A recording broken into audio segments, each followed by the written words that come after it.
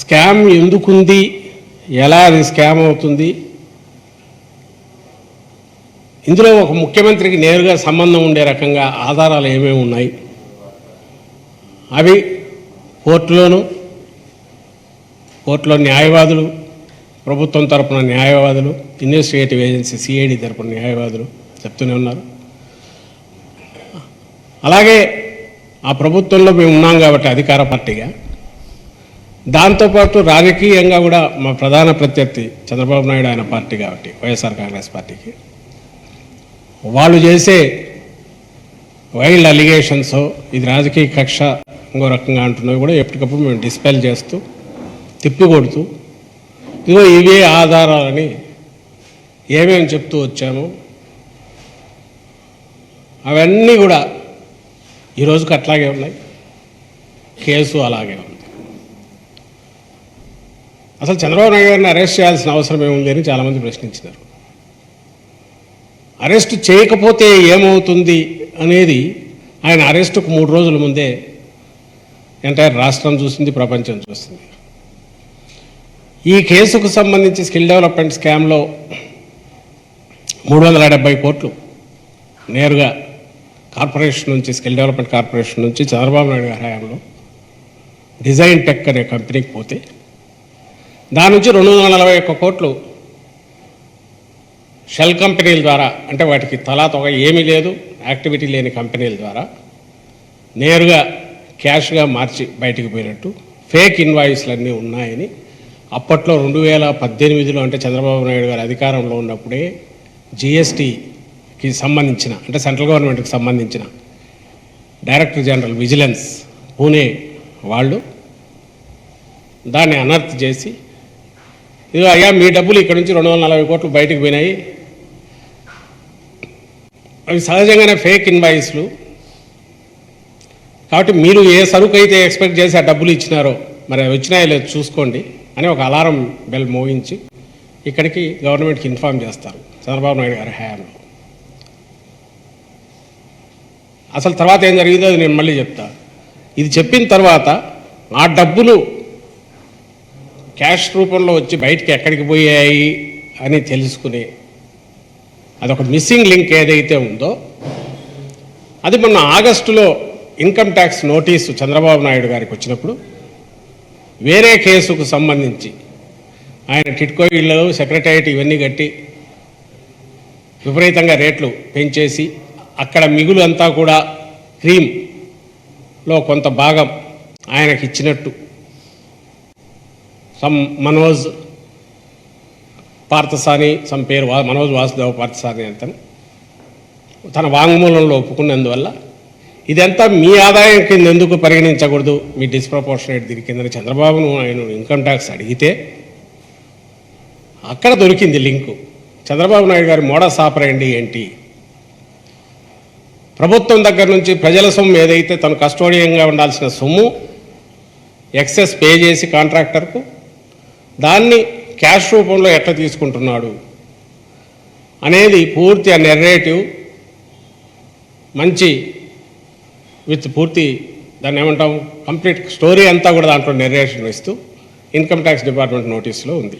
అది కూడా అందరికీ తెలుసు, దాని డీటెయిల్స్ లేకపోదలుచుకోవాలి. 118 కోట్లు 119 కోట్లు దాదాపు టిప్ ఆఫ్ ది ఐస్బర్గ్ కొంత. ఈ మనోజ్ అనే వ్యక్తి అయ్యా చంద్రబాబు నాయుడు గారికి నన్ను పెండ్యాల శ్రీనివాస్ అనే వాళ్ళ పిఐస్ పరిచయం చేస్తాడు ఎన్నికలకు ముందు. ఆ తర్వాత మా శ్రీనివాస్తో టచ్లో ఉండి ఆయన ఏం చెప్తే చేయని చంద్రబాబు నాయుడు అన్నాడు. ఆ శ్రీనివాస్ మాకు ఎలక్షన్లు వస్తున్నాయి, డబ్బులు ఇది చేయాలి, నీకు బిల్లులు టకటక ఇచ్చేస్తాం, నువ్వు పే చేసేసి క్యాష్ డ్రా చేసి మాకు ఇవ్వాలంటాడు. ఆ మేరకు నేను అసలు వర్క్ చేయకముందే డబ్బులు వస్తాయి, షాపూర్జీ, పల్లంజీ, ఎల్ఎన్టీ ఇట్లాంటి కంపెనీలు వాటిని నాకున్న నెట్వర్క్తో వాటిని డ్రా చేసి ఒకటి పెండ్యాల శ్రీనివాస్ చెప్పిన వ్యక్తులకు ఇచ్చాను. ఇదిగో వీళ్ళు 10 మంది. అలాగే అతని ఆప్షన్స్లోనూ అతనితో పాటు కిలార్ రాజేష్ ఇంకొకరు, వీళ్ళ ఫ్యామిలీ లోకేష్కు సన్నిహితులు, ఇతనితో కూడా ఇతని దగ్గర అడిషనల్ పిఎస్ చేసేవాడు అప్పట్లో. టీడీపీలో one of the key figures అనుకుంటా, న్యూస్లో కూడా చూస్తుంటే. వీళ్ళిద్దరి ద్వారా నేను ఇచ్చాను అని అతను వాంగ్మూలం ఇచ్చాడు.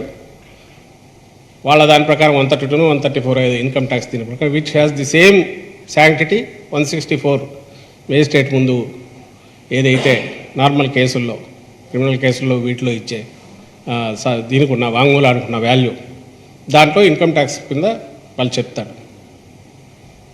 అది చూసిన తర్వాత ఓహో మిస్సింగ్ లింక్ ఇక్కడ ఉంది, మోడస్ ఆపరండి, అందువల్ల ఈ మనోజ్ పార్థసాన్ని ఒకసారి రమ్మందాం, కిలార్ రాజేష్ను ఒకసారి పెండ్యాల శ్రీనివాసన్ రమ్మందాం, కిలార్ రాజేష్ను రమ్మందాం అనే సిఐడి ఈ కేసుది కూడా 240 కోట్లకు వీళ్ళకి ఐడియా ఉంటుంది. ఎందుకంటే పేర్లు అవే పేర్లు వస్తున్నాయి.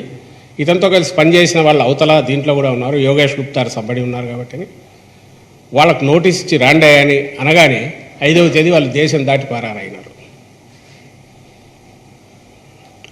ఒకడు యుఎస్ వెళ్తాడు, ఇంకొకటి దుబాయ్ వెళ్తాడు. కిలార్ రాజేష్ అనేవాడు ఇక్కడ మళ్ళీ పరారులకు తప్పించుకొని వెళ్ళిపోయాడు.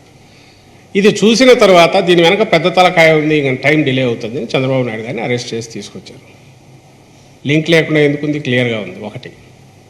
రెండవది 9వ తేదీ ఆయన జ్యుడిషియల్ కస్టడీ తీసుకుంటే మొత్తం 54 రోజుల్లోనూ ఎంతో ఆయన బెయిల్ ఇంటర్మ్ బెయిల్ వచ్చినప్పటికి కూడా క్వశ్చన్ వేయగలిగింది సిఐడి ఒకసారే.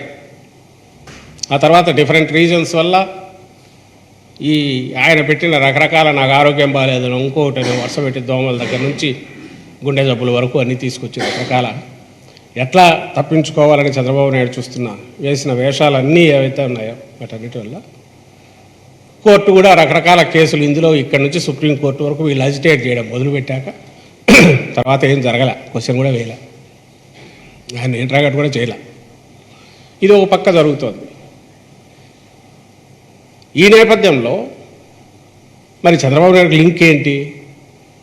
చంద్రబాబు నాయుడుకు లింక్ ఏంటంటే ఎక్కడైతే కేసు ఈ స్కిల్ డెవలప్మెంట్ స్కామ్ 3,300 కోట్ల పైచిలుకుగా చూపుతూ జీవో పాస్ చేసి అందులో 10% మాత్రమే గవర్నమెంట్ పెట్టాలి, 90% క్యాష్ రూపంలో సీమెన్స్, డిజైన్ టెక్ అనేవి పెడతాయని రాసుకొని దానికి గవర్నమెంట్ ఆమోదం ముద్ర వేసిన తర్వాత దీని ప్రకారం మీరు ప్రొసీడ్ కండి అన్నాక మెమరాండమ్ ఆఫ్ అగ్రిమెంట్ అనే పేరుతో ఒకటి తయారు చేసుకుని ఏపీఎస్ఎస్డిసి, ఆ 2 సీమెన్స్ డిజిటెక్, డిజైన్ టెక్, అందులో ఎక్కడ కూడా వాళ్ళ 90% ప్రస్తావన లేకుండా 330 ప్లస్ జిఎస్టీ కలిపి 370 కోట్లు మాత్రమే ప్రస్తావన తీసుకొచ్చేసి అదే 100%గా చూపించి అది మొత్తం రిలీజ్ చేయడం.